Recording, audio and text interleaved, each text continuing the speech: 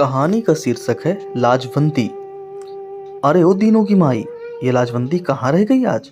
आई नहीं अब तक। हरिया बार बार दरवाजे तक जाता, बाहर झाँक कर वापस आ जाता।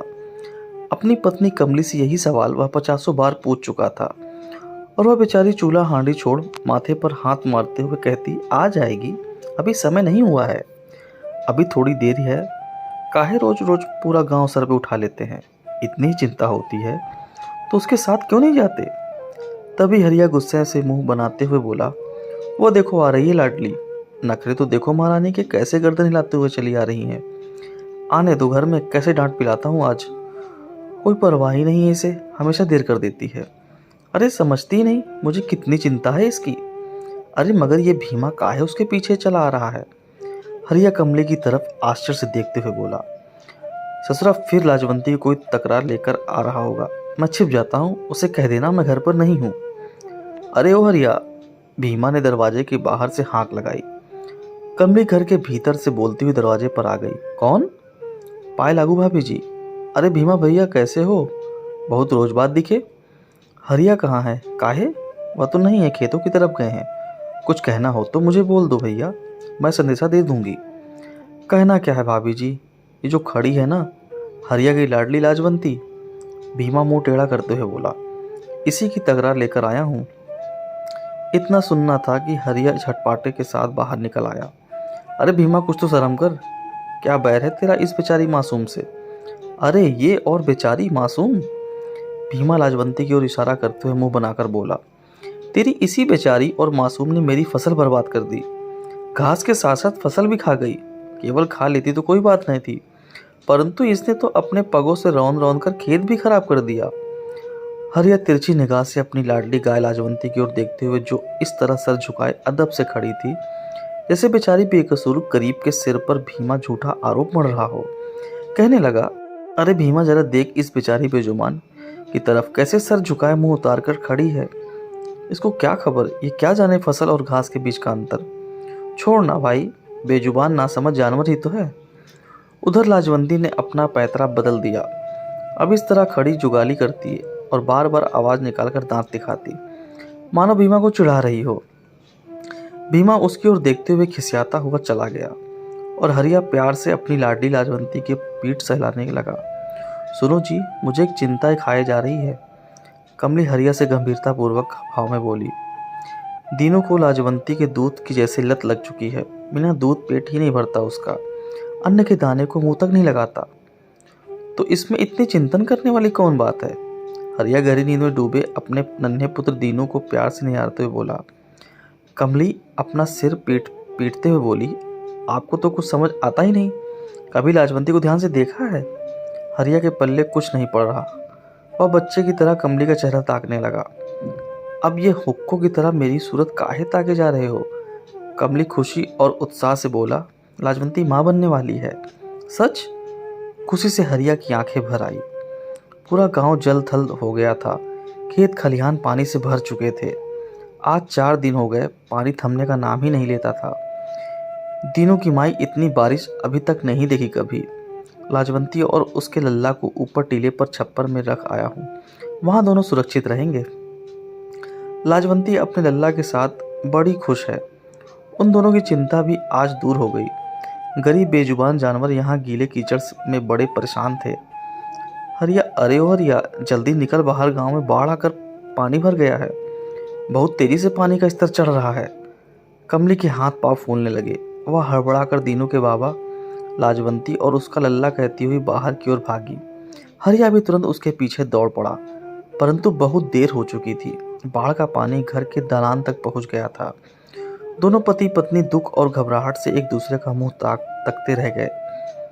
हरिया को जैसे अचानक से होश आया, वह कमली का हाथ पकड़ छत की ओर घसीटने लगा। छत पर पहुंचने पर भी हरिया और कमली लाजवंती और लल्ला के लिए छटपटा रहे थे। उन्हें लाजवंती और उसके लल्ला के सिवा कुछ सुझाव देता ही नहीं था। परंतु कुछ देर बाद हरिया दिल कड़ा कर कमली को दिलासा देते हुए दुख और सहानुभूति से उसकी पीठ सहलाते हुए बोला, सब्र कर भली औरत, भगवान पर भरोसा रख, सब ठीक होगा। शायद इस बहाने वह अपने आप को भी झूठी तसल्ली दे रहा था, परंतु भली औरत को कहाँ चैन मिलता। पानी का स्तर तो इतना बढ़ आया था कि छत बस 2 हाथ रह गई थी। हरिया बार बार टीले की ओर देखने का प्रयास करता, लेकिन तेज बारिश के चलते कुछ साफ नजर ना आता। हालांकि बढ़ते पानी ने टीले को भी अपनी चपेट में ले लिया था। अचानक कमली ऐसे उठ खड़ी हुई मानो नींद से जागी हो। दीनू कहाँ है? हरिया भी सटपटा सा गया। मुझे क्या पता, तेरे ही तो साथ था सुबह। घर में भी तो ना दिखाई दिया।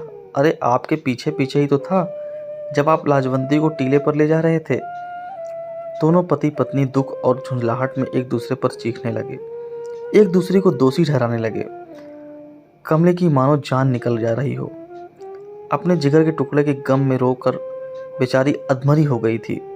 हरिया कलेजा भी फट रहा था, परंतु अपनी जीवन संगिनी की हालत देख गरीब हिम्मत बटोर उसे समझाने का प्रयत्न करने लगा। आधी से ज्यादा रात गुजर चुकी थी। कमली भी अब बादलों की तरफ शांत हो गई थी। रो रो कर दोनों का मन हल्का हो गया था शायद। बारिश का जोर टूटते ही अब पानी का स्तर भी उतरने लगा था। हरिया और कमली किस्मत के लिखे को स्वीकार कर चुके थे। उन्होंने मान लिया था कि वह अपने तीनों चहीतों को खो चुके हैं। उन्होंने तकदीर से हार मान ली थी। इसी अधेड़ बुन में न जाने कब दोनों की आंख लग गई। सुबह का उजाला फैला हुआ था। हर ओर तबाही का मंजर, चीख पुकार और अफरा तफरी का राज था। बाढ़ अपने साथ सब कुछ बहा ले गई थी। पानी का स्तर एकदम उतर चुका था, परंतु हर ओर कीचड़, कूड़ा करकट बिखरा पड़ा था। हरिया जैसे तैसे कमली को सहारा दिए छत से उतार रहा था।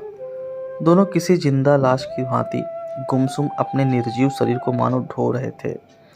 तभी कमली टीले की ओर हाथ उठाकर इशारा करने लगी। हरिया उस ओर देखते हुए कहने लगा, अरे पगली, काहे झूठी आस पाल रही है? वहां अब कुछ नहीं होगा। नसीब ने हम सब कुछ छीन लिया है। तू मानती काहे नहीं? परंतु माँ का मन कहाँ मानता है।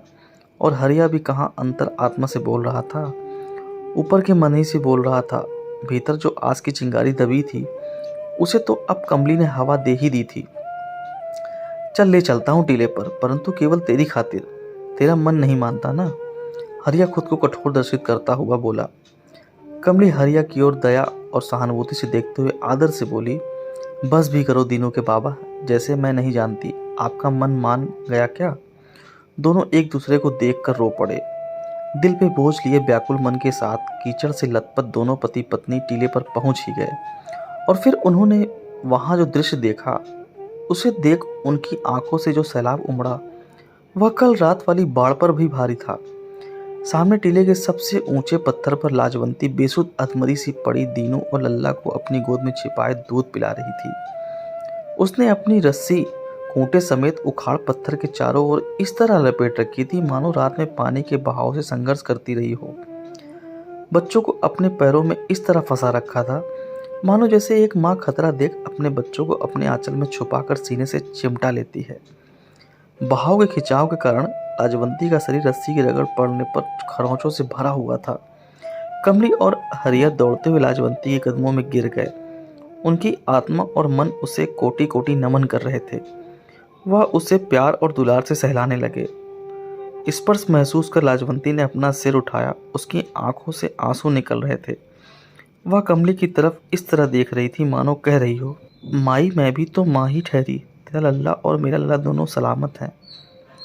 दोस्तों, उम्मीद करता हूँ यह भावुक कहानी आपको पसंद आई होगी। अगर पसंद आई वीडियो को लाइक करें, शेयर करें और चैनल पर नए हो तो चैनल सब्सक्राइब करना ना भूलें। धन्यवाद।